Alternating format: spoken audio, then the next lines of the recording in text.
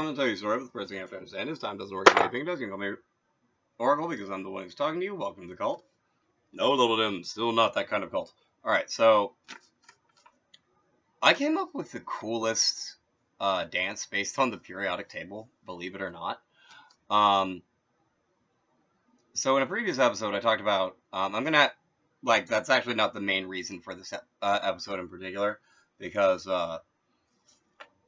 it's actually these, but I am gonna recreate it and probably do it in another video, because it was actually kind of hilarious and cute. So in a previous video, I talked about, basically doing alchemy, involving the elements of the periodic table combined in certain ratios based on their atomic weight. And so it involved combining silver and iron, 2 tin and 1 lead, like each separately. And silver, I mean not silver,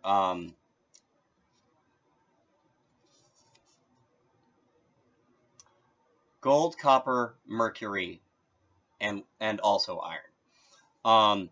And it basically it was kind of cute and hilarious, honestly. But it involved like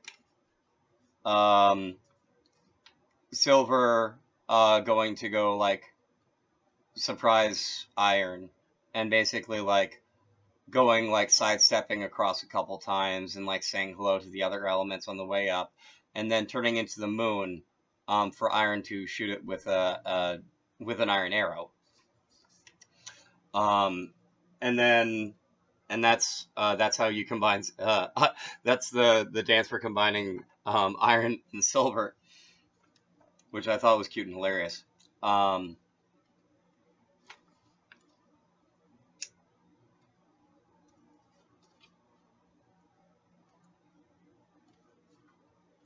So I'm gonna recreate those.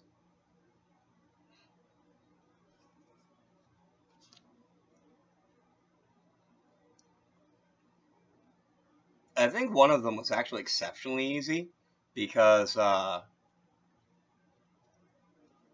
it might have been tin and lead. Because the way it worked was, if I remember correctly, they're actually in the same column on the periodic table. So I did another thing, which was like on the periodic table, having like taking the entire column and having like the second from the bottom drop one, and then basically pick up the bottom one and then bring it up to lead, and then lead moved up to tin, and then tin moved up to like something else, and then if I remember correctly, it moved up to carbon, because they might actually all be in a single column. I actually don't have the periodic table in front of me because I wasn't planning on doing that. Actually, I wasn't even planning on talking about this yet. It just occurred to me right before I started filming the video that I was going to, that I decided I was going to talk about it. So I have 4 new arcana for you.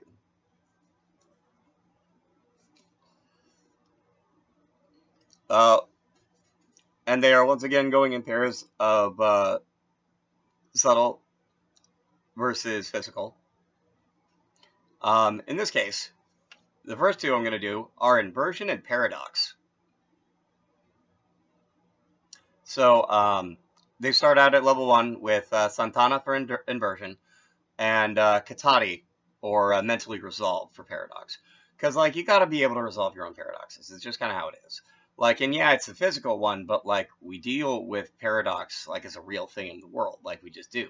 Whether you're dealing with Mantravala or not, you just deal with paradoxes that, like, you have to mentally resolve, or they're going to give you a freaking headache. Don't rely on someone else to Katati or Asatyabasa. It won't work. Level 2 for Inversion.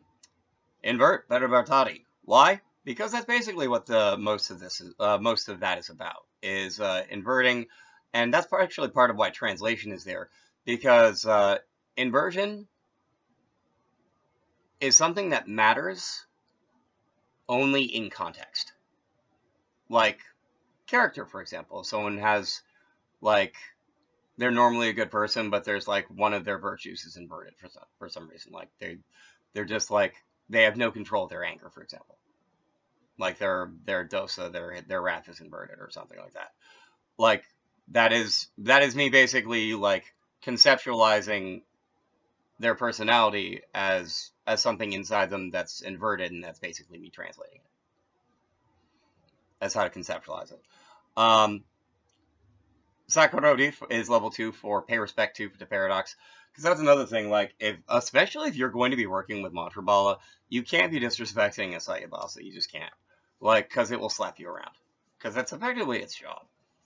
So, like, if you're going to be working with magical power, like, respect Paradox and, like, pay respect to it. Because, like, you just should. You just should. Kaliate, move. For both of them. For both of them. Address with formula Abhyupya Mantrayate. Why is this the case? Well, because the thing is, like, when you katati your paradox, you end up coming up with formula to just keep dealing with it. Like, and then you can just be like, after a certain point, you're like, I don't have to resolve this paradox anymore. I resolved it so many times. This is the way you resolve it. Blah. This is the formula. This is the result. This is the answer to the koan. Because I can answer the... This is me answering the question, what's the sound of one hand clapping? I address it with a formula. And that's actually the same thing for inversion, because, like, that's a very important point to remember in things like math, where, like, with mathematics, you find an inverted number set, easy. You get the right number formula, you uninvert it, or you translate it to something that's more useful to you. Or you leave it inverted because it needs to be. Kind of handy thing about math, you use it the way it's supposed to be used, which is why, like, there is so much intersection with inversion, because there are so many inverse functions in math, especially in, like, physics and stuff. Raju Karodi for inversion. Use it as a rope. Why? Because you can go up and down a rope. Paradox, Kumplati, string as the garland. Why? This is, like, part of the paying respect to it thing. Like, this is you, like, effectively, like, not even being proud, just, like, taking all the times that you've katatied, like, all the times you've mentally resolved your paradox before, and you just string them all together. Like, all of the formula that you came up to katati for your Avyamantrayati earlier, you string them all together, and they basically stay with you all the time, and paradox is like, well, like, oh, you're the one who respects me, and keeps track of the stuff you resolved. Good for you. Hopefully.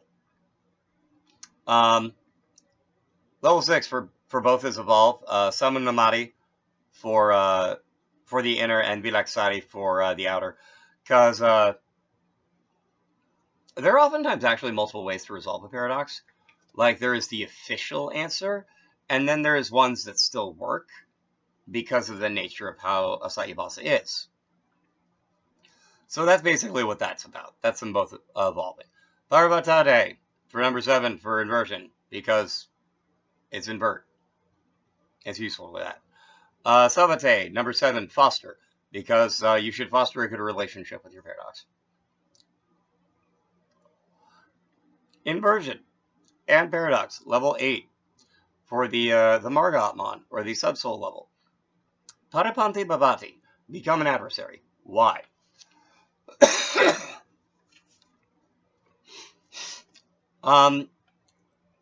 Well, for inversion, inverted Varnika or masks are classic adversary figures, like the devil, like the Popmon.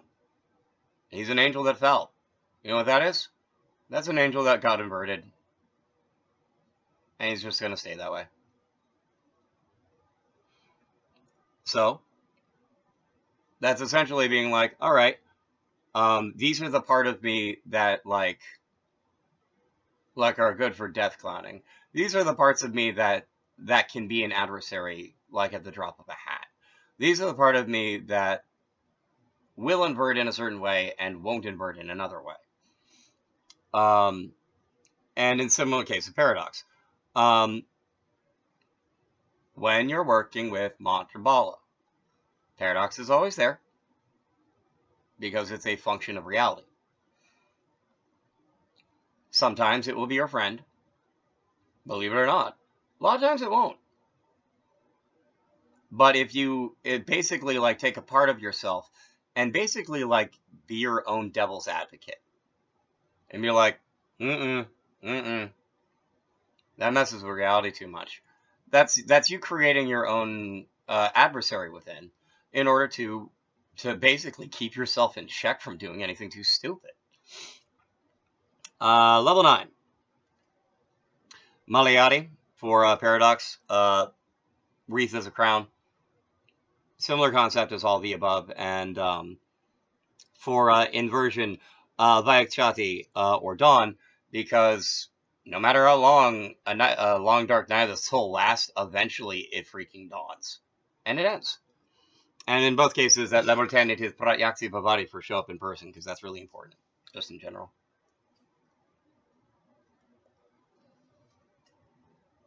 Showing in person is important for your mantra bala.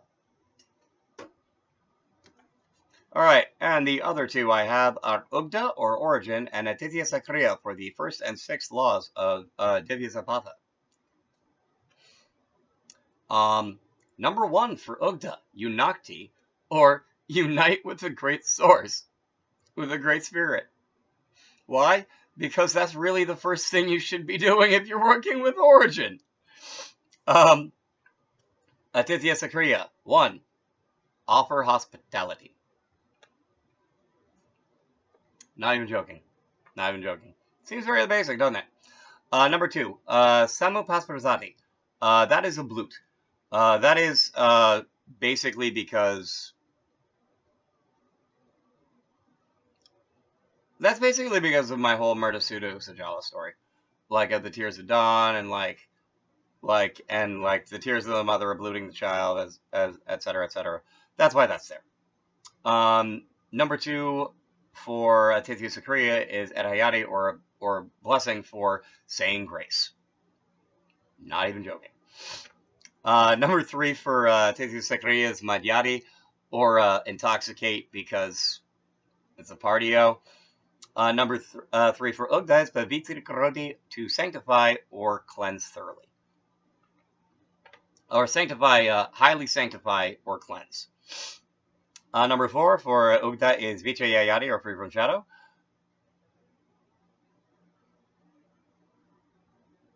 And number 5 is Vadi Gumfati, or strings of garland, and Vadi Karoti, or employees of medium. Number 4 for Atitya Sakriya, Vinodayati, entertain. And Raju Karoti and Dvaji Karoti for level 5. Why do they both have 2? Honestly, because of the way Ugda and Atitya Sakriya both work. I can give you the best example in terms of, just in terms of Raju Karoti and Dvaji Karoti for Atitya Sakriya. So they're level 5. And that's effectively the level of like creation and of making and unmaking. So like you can raise a standard and you can use as a rope.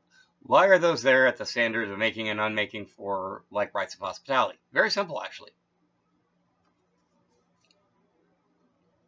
Gibson, Body of 2, the people like chauffeurs standing in like airports, holding up a sign, raising their little flag saying, "Here I am. I am here to welcome you."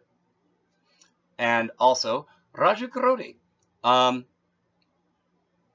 The ropes at clubs. Believe it or not. Making sure people are able to enter, making sure that people aren't cutting in line, and in the case of the VIP, letting people who've already like paid for special privileges be able to get up front. Because ropes have multiple uses. Sometimes they're barriers. It just happens. Number 6, Zrukroti for Ugda or Cascade. Seminumati for Atitya Sakriya or Evolve, because Rites of hospitality evolve along with culture. They just do. Number 8 is Savate, or foster for both. Because you foster origin within, and like strictly speaking, me taking care of the child I took care of for a couple years. That falls under Atithya Sakriya as well as under Bondu because I fostered him. I just did. Number 8. Which is the Margat on subsoul level. Veneziati for founding, like founding a city, or like founding a house, or like it's a level that in the game would be used for establishing a chantry. So it's actually pretty not unnatural for Viniviziati to be at level 8 there. And for Ugda, it's Viuchati for Ugda, to basically like bring your own subsouls to like dawn more fully into their fully like realized solar nature. There's a lot to do with like the Sutriyatman of like all Jiva essentially being aligned with both the sun and the moon, like in theory in terms of divine masculine, divine feminine. Women are supposed to be more aligned with the moon, and men are supposed to be more aligned with the sun. It's just a thing.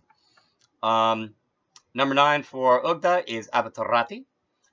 And for Atithya Sakriya is Anuvajrati. Avatarati is descend. So it's like your higher nature, all of your angels, that sort of thing. Which all come from like origin, they all come from source, like whatever you believe in you coming from, that's where it comes from. And Pragyatsi Bhavati for show up in person. I level 10 of Ugda. And Anuvajrati is to follow, to show respect to a departing guest, which is why it's at level 9 of Atithya Sakriya. And at number 10 is Zubayate, or become a blessing, because that is something that a guest or a host can be, depending on, the situation involved. Mrs. Oracle, I'm gonna sing myself out. Dream safely out there, party safely throughout. With your origin, Atithya Sakriya. Be kindly to your neighbors, and on next time to say,